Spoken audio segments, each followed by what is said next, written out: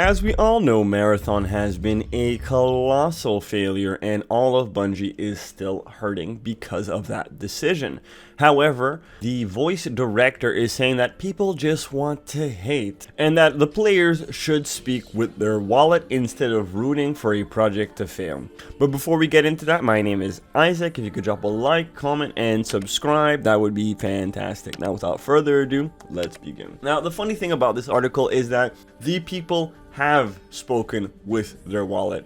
Sony is not doing well. They're currently bleeding money due to Marathon, and it doesn't seem like Bungie is going to be here for many more years, but that is my speculation. Marathon's voice director Elias Tufekci responds to online hate around Bungie's shooter, saying players can criticize the game without rooting for it to fail. Bungie's extraction shooter Marathon has had a rough road online. The PvPvE extraction shooter launched on March 5th, 2026, and while its Steam review and general player reception has been extremely positive, the conversation around the game has been much harsher in some corners of the internet, especially on the social media platform X. I would say the reason why players have gotten comfortable rooting for games to fail is because developers have gotten comfortable being rude to their player base, right? More and more we see developers online speak poorly about their player base, saying that the game isn't made for the players, that players should just shut up and just accept what's being given to them, that being a dev is an extremely hard job. And yes, I can agree, being a developer is a hard job, just like being a bricklayer is a hard job, just like being a teacher is a hard job, just like being any job that is not giving you millions of dollars, I would say, is a difficult job. And then you expect me to go out, buy this game, and then have to sit there and be lectured by the developer online, and then get lectured once again in game. And I'm not saying that Marathon is a DEI game, because I didn't play it, so I don't know. But generally speaking, when your characters and your character design looks a certain way, it comes with a little bit of DEI, and with DEI comes with lecturing, which I'm just not here for. I don't care for it, I don't want it. And let's not forget, I am the player, I am the purchaser, I am the customer, I am the one that's giving my money, I am the one that's going out and putting my time into this game. If I don't like it, I'm gonna say something about it. And lastly, the PlayStation 5 has been a wasted console generation. We got live service after live service garbage, just back-to-back trash, and now it's gotten to the point that players want games to fail because it's the only way shareholders are going to get it through their thick skulls that, hey, your live service nonsense isn't working. They're saying that it's extremely positive on Steam. If you go on Steam quickly, you'll see that there's 51,000 reviews and it is sitting at positive, which, to be fair, is better than what I thought it was gonna be. I thought it was gonna be mixed reviews. It is actually positive. And right now, there's about 500 people in the game. The last 24-hour peak was 11,000, which is not what you would call great for a live service game, and is currently sitting at 88,000 in its all-time peak. So they haven't even broken 100,000 concurrent players, and this is a game from Bungie that cost millions of dollars to make. So, director Elias, the players have spoken with their wallet, and it seems like most people agree that they're just not interested in Marathon. A lot of that reaction has only grown louder after Bungie's announcement last week that Destiny 2 will receive its final live service content update on June 9th, 2026. Bungie says the game will remain playable, but active development is coming to an end as the studio turns down a new beginning. It's honestly crazy to me that Bungie and Sony had Destiny 2 going on for 10 years. They could have made a Destiny 3, but instead they decided to go with Marathon. The Destiny franchise had proven its worth. It has stood the test of time.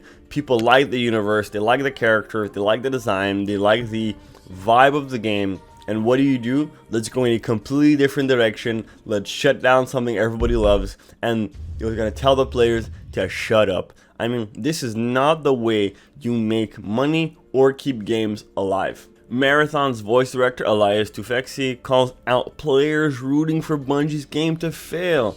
Now Elias Tufi, the voice of Adam Jensen in Deus Ex and the voice director and actor of Marathon, has weighed in on the online hate around Bungie shooter. His comment comes from New PC Games interview at GDC, where he talks about the frustration of seeing people spend hours attacking games they do not like. Well, if maybe developers spent more time making games and less time being activists online, you wouldn't see so much hate online. Tufekci made it clear that he's not against criticism. He said players have every right to dislike Marathon, criticize Bungie, or skip the game completely. What he does not understand is the habit of turning that dislike into a campaign where people actively hope the game fails. I understand Bungie made a game, Destiny 2, that people loved, and then they kind of were like, we're gonna put that on hold and we're gonna make on Marathon. People got upset about that. Cool, don't play Marathon, that's fine. Speak with your wallet, that's fine, Tufek said. And here's what you don't understand. The way people are reacting is a reaction to how the industry has changed. We have developers, we have voice actors, we have all kinds of people that are part of the gaming industry that all of a sudden think that they are political right activists, right? Where for them it's not just about making the game, it's about sending a message as well.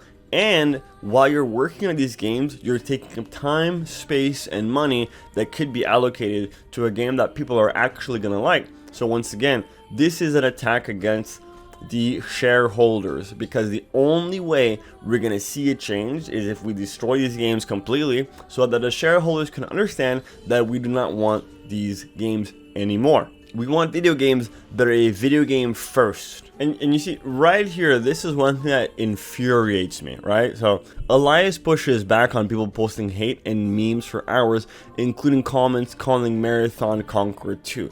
He also called out claims that Bungie deserves to fail because of supposed woke leftist ideology, saying he does not understand where that angle is coming from.